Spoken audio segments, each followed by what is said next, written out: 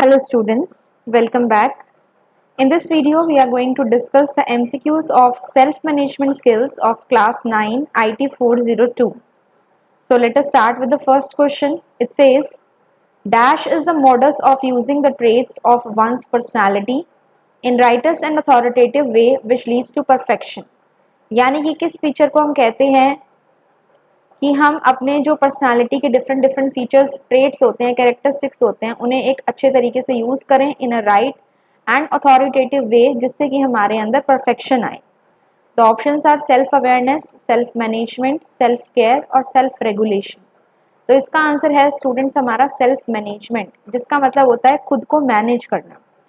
Self awareness का मतलब हुआ हमें अपनी वीकनेस और स्ट्रेंथ के बारे में पता है ताकि हम सही डिसीजन ले पाएं. सेल्फ केयर मतलब अपना ध्यान रखना और रेगुलेशन मतलब अपने इमोशंस पे कंट्रोल होना. तो क्वेश्चन के अकॉर्डिंग हमारा आंसर हुआ self management. Next question is dash helps to realize ones true potential, likes, dislikes, strength and weaknesses. किसकी हेल्प से हम अपने पोटेंशियल को कि कौन सा काम हम कर सकते हैं, कौन सा नहीं कर सकते, हमारी क्या लाइक्स और डिसलाइक्स हैं और हमारी क्या स्ट्रेंथ और वीकनेस है, इसे हम जान पाते हैं. Self control, self awareness, self regulation और सेल्फ मोटिवेशन. तो अभी हमने इस चीज़ के बारे में डिस्कस किया था, स्ट्रेंथ और वीकनेस. तो इन चीज़ों को जानना कहलाता है self awareness. Next question is dash is the ability to regulate ones emotions, thoughts and behaviour in the face of temptation and impulses. हमारे सामने अगर बहुत टेम्पटेशंस आ जाएं, हमारे सामने कोई अच्छी चीज़ आ रही है और हमारा मन कर रहा है वो खाने का, तो हम अपने इमोशंस के ऊपर कंट्रोल कर सकें, हम अपने थॉट्स और बिहेवियर को सही डायरेक्शन में लेके जा सकें. That is known as self control, self awareness, self confidence और positive thinking. That is known as self control.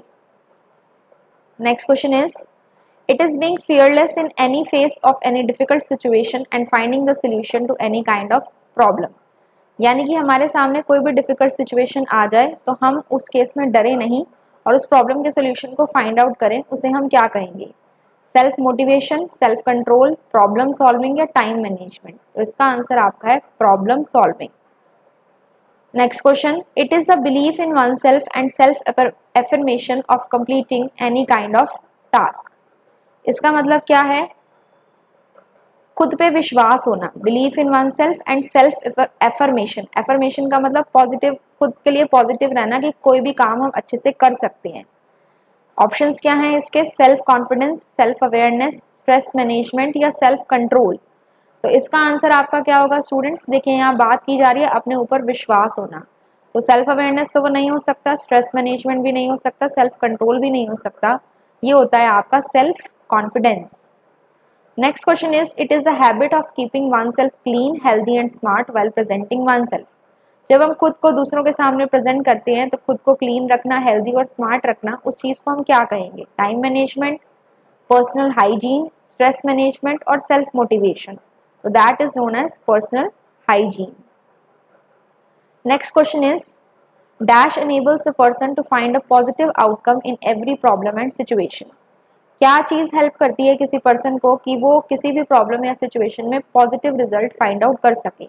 Confidence, grooming, positive thinking और डिसिप्लिन. कॉन्फिडेंस ग्रूमिंग का मतलब होता है अपने आप की जो पर्सनैलिटी है उसे अच्छे से डेवलप करके रखना. पॉजिटिव थिंकिंग या डिसिप्लिन. तो अगर हमें हर प्रॉब्लम का सोल्यूशन में पॉजिटिव आउटकम चाहिए तो हमारा आंसर क्या होगा? Positive thinking. Next question is it is an art of scheduling the work, keeping the punctuality and adhering to the time bound commitments. यानी कि हम अपने वर्क को अच्छे से स्केड्यूल कर रहे हैं, टाइम पे पंक्चुअल हैं और अपनी जो टाइम बाउंड, जो हमने किसी भी काम को करने के लिए प्लान कर रखा है कि इतने टाइम में कंप्लीट करना है, डेडलाइन सेट कर रखी है, तो हम उसे उसी टाइम पे कंप्लीट भी कर रहे हैं, उसे हम क्या कहेंगे? Time management, stress management, discipline या सेल्फ कॉन्फिडेंस. तो यहाँ पे पंक्चुअलिटी और टाइम की बात हो रही है तो ऑफ कोर्स हमारा आंसर क्या होगा? Time management. Next question it is an art of handling the pressurized situations by keeping oneself cool and calm with patience. किस टर्म को हम कहते हैं जहाँ पे हम प्रेशराइज्ड सिचुएशंस में खुद को पेशेंट रख के, काम रख के और उस चीज़ को हैंडल कर पाते हैं? Self confidence, self discipline, stress management या सेल्फ अवेयरनेस. तो प्रेशराइज सिचुएशन आती है तो हमें क्या होता है, स्ट्रेस आता है, और उसे मैनेज करना हो गया stress management. Next question, it is a characteristic that helps one to adhere to punctuality, self discipline and positive habits. ऐसे कैरेक्टरिस्टिक जो हेल्प करते हैं ताकि हम टाइम पे अपने काम को करें, डिसिप्लिन रहें और हमारी हैबिट्स जो हैं वो पॉजिटिव डायरेक्शन में रहें, उसे हम क्या कहेंगे, self control, self discipline, self awareness या पॉजिटिव थिंकिंग, तो उसे हम कहेंगे student self discipline. Next question, it is an approach to keep one self motivated, positive, encourage and energetic. किसकी हेल्प से हम खुद पॉजिटिव, मोटिवेटेड, एनकरेज और एनर्जेटिक रहते हैं? किस चीज़ को इनमें से वो कहा जाता है? Self awareness, self control, self motivation या सेल्फ डिसिप्लिन। सो इसका आप देखिए क्वेश्चन में क्या कह रहे हैं, पॉजिटिव रहें, मोटिवेटेड रहें, एनकरेज रहें और एनर्जी से फिल्ड रहें, तो वो हुआ हमारा सेल्फ मोटिवेशन, यानी कि हम खुद को मोटिवेट करें। Okay, now the next question is, taking a dash helps you spend the quality time with friends and family. Taking a dash, क्या लेने से आप अपने फ्रेंड्स और फैमिली के साथ क्वालिटी टाइम को स्पेंड कर पाते हैं? स्ट्रेस, वैकेशन या कॉल। तो वैकेशंस मीन्स छुट्टियों पे अपने फ्रेंड्स और फैमिली के साथ जाने से आप उनके साथ अच्छा टाइम स्पेंड कर पाते हैं और वो मेमोरीज आपको हमेशा अच्छा फील करवाती हैं। So the correct answer here will be vacation. Next question is, effective stress management leads to increase in. जब हम स्ट्रेस को अच्छे तरीके से मैनेज करते हैं तो उससे क्या इंक्रीज होता है? प्रोडक्टिविटी, डिप्रेशन या एंग्जाइटी। एंग्जाइटी होती है टेंशन एंड वरीज, उससे हमारा आउटपुट, हमारे काम का जो फाइनल रिजल्ट आता है वो अच्छा आता है। So that means productivity. The answer of this question is productivity. Next question is, dash motivation is performing a task for the satisfaction of doing it. कौन से मोटिवेशन का मतलब होता है कि हम किसी टास्क को इसलिए परफॉर्म कर रहे हैं क्योंकि हम उसको करके सेटिस्फाइड फील कर रहे हैं। तो जब हम किसी काम को किसी रिवार्ड के, अगर हमें उम्मीद होती है कि हमें कोई रिवॉर्ड मिलेगा तो उस तरीके से अगर हम करते हैं तो वो होती है आपकी एक्सट्रिंसिक मोटिवेशन, और अगर हम अपनी सेटिस्फैक्शन के लिए करते हैं या अपने इंटरेस्ट के लिए करते हैं तो वो आपकी होती है इंट्रिंसिक मोटिवेशन। तो इसका आंसर आपका हुआ intrinsic motivation. Then is, self regulation is important as it helps in. Self regulation important है क्योंकि ये किस चीज़ में हेल्प करती है? मैनेजिंग स्ट्रेस, डिस्ट्रैक्टिंग या ओवरफ्लोइंग इमोशंस। सेल्फ रेगुलेशन का मतलब हुआ, रेगुलेशन का मतलब कंट्रोल करना। किस चीज़ को कंट्रोल करना? अपने इमोशंस को, अपने बिहेवियर को। तो ये क्या करती है? स्ट्रेस को मैनेज करने में हेल्प करती है, डिस्ट्रैक्ट करती है हमें, ओवर इमोशंस को ओवरफ्लो करती है। तो ये तो नेगेटिव इफेक्ट हुआ इसका। इसका आंसर आपका होगा डिस्ट्रैक्ट करती है, as it helps in managing stress, sorry managing stress होगा इसका आंसर, क्योंकि इससे हमें स्ट्रेस नहीं होता फिर, क्योंकि हम अपने इमोशंस को कंट्रोल कर पाते हैं। ज़्यादा कोई हैप्पीनेस वाली चीज़ है तो हम ज़्यादा खुश नहीं होते, और ज़्यादा कोई हमारे सामने कुछ मिस हैपनिंग हो गई तो हम उसके अंदर बिल्कुल डीप में उसके बारे में सोचते नहीं हैं। तो कहीं ना कहीं उससे हमारा जो स्ट्रेस है वो मैनेज होता है। Okay, next question is question number 17, dash do not know who they are, what they stand for and how they are perceived by others. कौन से लोग इनमें से होते हैं जो ये नहीं जानते कि वो कौन है, वो क्या काम कर सकते हैं और कैसे लोग दूसरे लोग उन्हें जज करते हैं? प्लीजर, सीकर्स या इंट्रोस्पेक्टर्स। तो प्लीजर तो वो होते हैं जो दूसरों को खुश करने में लगे रहते हैं। सीकर्स होते हैं, ये सीकर्स होते हैं जो आपसे क्वेश्चन पूछा गया है, ये नहीं पता कि कौन है वो, किस चीज़ के लिए हैं और कैसे दूसरे उनको समझ रहे हैं, तो वो होते हैं सीकर्स। और इंट्रोस्पेक्टर्स कौन होता है? जो खुद की एबिलिटीज़ को चेक करते हैं कि हम ठीक से काम कर रहे हैं या नहीं कर रहे। Next question, dash creates a chaotic atmosphere in person's life and leads to a state of emotional disturbance known as stress। किसकी वजह से हमारा जो पर्सन की लाइफ है उसके अराउंड जो एटमॉस्फेयर है वो बहुत हसल बसल वाला हो जाता है, कुछ समझ नहीं आता क्या करना है, और आपके माइंड में एक इमोशनल डिस्टर्बेंस चलती रहती है जिसे कहा जाता है स्ट्रेस। एंडलेस ग्रीड, अगर आप बहुत ज़्यादा ग्रीडी हैं उसकी वजह से, आपको गोल्स अचीव करने हैं उसकी वजह से, या सोसाइटी की वजह से किसी टॉपिक पे लेके आपके ऊपर प्रेशर आ रहा है, तो तीनों ही हो सकते हैं। That is why our answer will be all of these. Next question, the factor that may bring negative changes in a person suffering from stress. एक पर्सन जिसको पहले से स्ट्रेस है उसको उसके अंदर नेगेटिव चेंजेस और किस चीज़ से आ सकते हैं? थ्रेट से, यानी कि किसी ने धमकी दिया उससे, आसपास के उनके जो एम्प्लॉयज़ हैं या जो उनके टीममेट्स हैं जिनके साथ वो काम कर रहे हैं, या स्टूडेंट्स हैं उसकी वजह से, कोई फाइनेंशियल लॉस हो गया उसकी वजह से, या all of these. So the correct answer will be all of these. Next question is dash provides the with the energy and motivation to achieve our goals. क्या प्रोवाइड करती है हमें एनर्जी और मोटिवेशन जिससे कि हम अपने गोल्स को अचीव कर पाते हैं? Stress, you stress, D stress और एंग्जाइटी। तो हमारा आंसर इसका होगा स्टूडेंट्स यू स्ट्रेस। स्ट्रेस तो हो गया tension, worries and anxiety. You stress होते हैं अच्छे फैक्टर्स, ऐसे फैक्टर्स जिनसे हमें स्ट्रेस होता है लेकिन वो अच्छा स्ट्रेस होता है जिससे कि हम मोटिवेट हो पाते हैं ताकि हम अपने गोल्स को अचीव कर सकें।